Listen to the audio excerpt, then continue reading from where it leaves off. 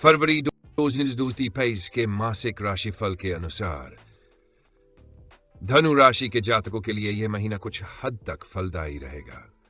आपके करियर में उतार चढ़ाव आ सकते हैं।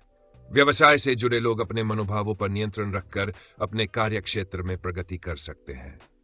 पारिवारिक जीवन में कुछ बाधाएं आ सकती है जो आपको परेशान कर सकती है, लेकिन आपको शांति बनाए रखने के लिए पूरी कोशिश करनी होगी, क्योंकि परिवार में संचार की कमी हो सकती है। इसका परिणाम पारिवारिक तनाव के रूप में सामने आ सकता है। रोमांटिक रिश्तों के लिए यह महीना अच्छा रहेगा। आप शादी की चर्चा को आगे बढ़ा सकते हैं। हालांकि विवाहित लोगों को अपने साथी के गुस्से का सामना करना पड़ सकता है। आर्थिक स्थिति की बात करें तो आपको सतर्क रहने की जरूरत है, क्योंकि आपकी आय मजबूत दिख रही है, लेकिन खर्चों में वृद्धि हो सकती है। आपका स्वामी ग्रह बृहस्पति इस पूरे महीने वृषभ राशि के 6 भाव में रहेगा, जिससे स्वास्थ्य में उतार चढ़ाव आ सकते हैं।